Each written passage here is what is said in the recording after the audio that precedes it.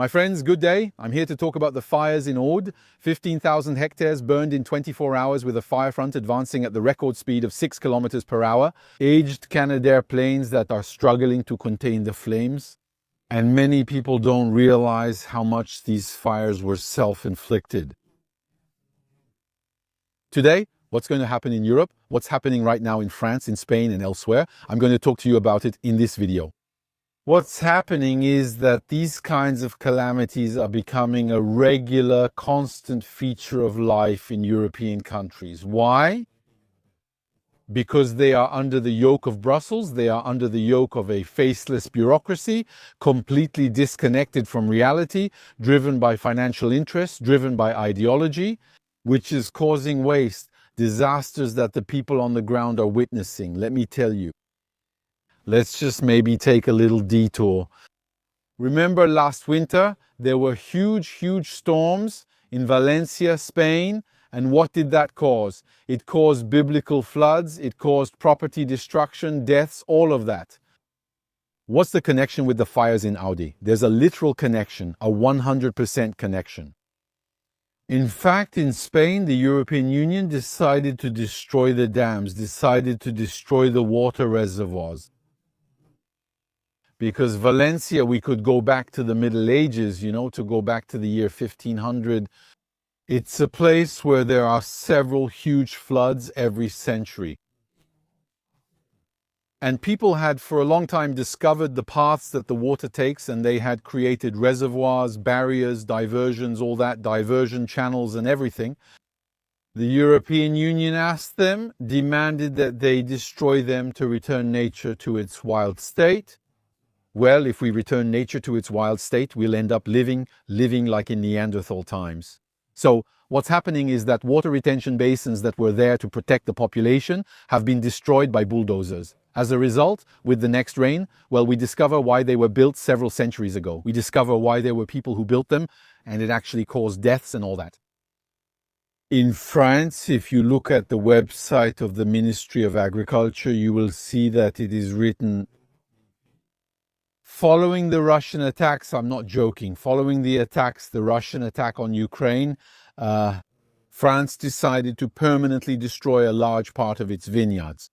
What's the connection? If you haven't done the math, you don't understand the connection. Actually, what's happening is a systematic destruction. Different excuses are brought up each time, but the end result is always destruction. I talked about that in great detail in my 2 books.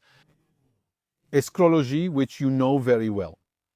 The Great Betrayals, which you also know. The Great Betrayals also goes back to the Common Agricultural Policy, the Common Fisheries Policy, which are clearly destructive policies. I'll just give you a simple example. The European Union has gone into many European countries, and what did it do? For example, I'll give a typical case of the Baltic states. And what did it do? It gave a scrapping bonus for trawlers and fishing boats. And that means people who have been fishing for generations, we come in, give them money, and force them to destroy their fishing boats. And of course, we don't just show up like that. We come after crushing them with taxes, restrictions, regulations, all of that, until the only option they have left is to destroy the boat and then get the money. They spent the money on a TV, they spent it on a used car, on vacations, and in the end, many fell into alcoholism. Entire areas devastated where no one works because they got money to destroy their means of work. They spent that money, and after that, they have nothing left. You see, this is clearly a policy of destruction. We're slaughtering livestock, we're destroying fishing boats, we're permanently uprooting vineyards, as the ministry says, permanently, definitively. They don't want to go back. These people, they're rain poisoners. Wherever they go, grass will never grow back. See what they're doing? They're destroying everything. And actually, in this region of France affected by the fires, what we did was simply ask the farmers to cut down the vineyards. The vineyard, well, it was a natural barrier against fires. So we paid people to cut it down. They cut it down and leave. They're not allowed to replant it. It's forbidden to replant. So they just leave the land like that. Weeds will grow all year round. It's going to become just a piece of land where anything can grow. So once this abandoned land reaches the summer season, it's hot, it's dry, and sooner or later you get a fire. Whether it's arson or not, it doesn't matter. When you have layers of several meters of dried grass stretching for miles and miles, you're never safe from a fire, no matter the reason. Once it starts, well, that's it. It's like a powder keg. It's going to spread very quickly. So, of course, if I were a conspiracy theorist, I would have said that in this region, the land is being cleared to install solar panels. There you go. So now that everything has burned, maybe it's going to speed up the process and we'll end up with solar panels. If you look at the United Kingdom, by the way, over there in the UK, they're a bit more direct about these things. They're clearly expropriating landowners, families of farmers and ranchers. One of the expropriation techniques is an inheritance tax that has just been imposed on them so that the farm can't be passed down through inheritance. It has to be sold, and at that point, of course, large corporations come in to buy it and cover it with made-in-China solar panels, which will get rained on, collect dust, and so on. Then the companies that installed them will go bankrupt. I explain this in Escrology. You'll notice that very often the companies that install wind turbines and solar panels that provide alternative energy or electricity, meaning green energy, end up going bankrupt.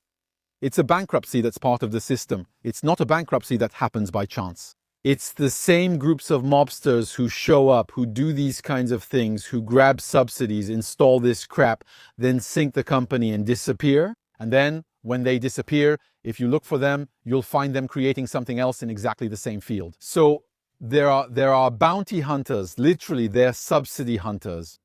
And so Europe, the European countries, France among others, are being destroyed. We're no longer building the way we did back when civilizations measured themselves against one another. At least Europe measured itself against the rest of the world by its achievements. We dug a tunnel under the Channel. We made the Concorde fly. We created Airbus. We created the TGV. That's how it was back then. It was about measuring ourselves by what we would build. Today, it's about destruction. Everything has to go. We destroy the land. We destroy the livestock. We destroy the vineyards, all of that. And when you look, they'll tell you, yes, but it's for the climate. Actually, when they talk to you about the climate, by the way, the DSA regulation that's being put in place, that's not the point of the video, but it's going to criminalize climate skepticism, what they call climate misinformation. And actually, in the end, you'll have to pay. You won't even be able to watch a video like this one. You won't be able to read a book like this one. It will be forbidden, quite simply, because they will strip you of civilization, they will crush you, they will bring you back to the Middle Ages, they will make you poorer, and for many, that's already a reality. They'll make you poorer, and you won't even have the right to hear a friendly voice or anyone explain what's happening. You see what I mean? Yes. That's why 2 or 3 days ago, when I made that video about Brigitte, I was actually upset with some people. Because while the situation is really very serious, truly, there is danger. In the current situation, we don't have the right to just sit there and endure it. There are people whose entire political analysis from start to finish just comes down to what they call Jean Mich, that's all. Honestly, I've talked to a lot of people from the right, the sovereign right, the left, the center, all of them, people who still have, let's say, a national, historical, civilizational conscience. And many consider this whole Jean Mich story as a curse that has fallen today on a large part of French literature, which is obsessed with it. We might be blindly heading into a third world war. So really, that's why I was quite upset. I won't hide it from you. And that's where the nervousness you saw in this video came from, because I was trying to hold back my emotions a little bit. Let's get back a little bit. Let's get back a little bit to the field. The uprooting of the vines will continue. It will go on in 2026. It's not going to stop. The uprooting will continue. And you have to see one thing, France, once it uproots its vines, don't think that, well, the world will just do without them. No, they will be replaced by Australian vines, South African vines. Maybe they'll be replaced, I don't know, by Chinese production, American production, whatever. The Europeans have decided to self-destruct. They're on a path of self-destruction. Remember, by the way, what was his name? Remember the Dutch? Do you remember 2 or 3 years ago when the farmers went out, all that, to block the roads and everything? Why? Because they wanted to expropriate them. Why did they want to expropriate them? To leave the farms abandoned. Well, today, the state has won.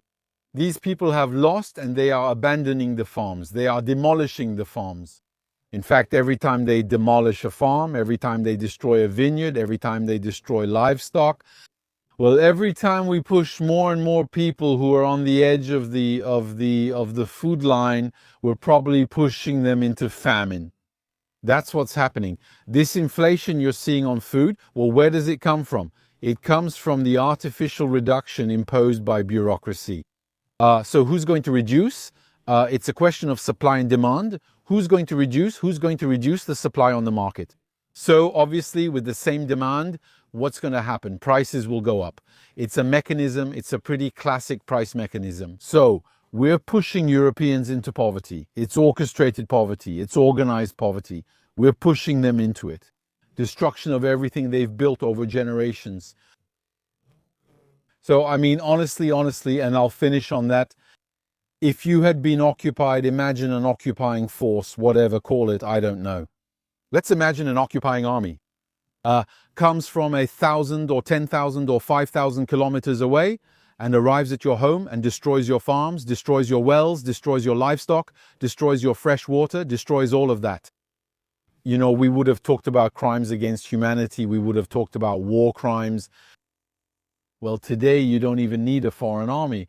Today it's Brussels that's doing it to you. Today it's the caste, the Parisian political caste, corrupted, rotten, as you know, by scandals, by nepotism, by a lot of things I don't even want to mention here. Well, those people, you know, they don't care anyway. They don't even know the price of a baguette. They don't know the price of a kilo of potatoes.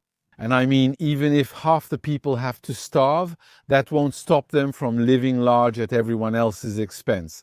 Anyway, that's not their problem.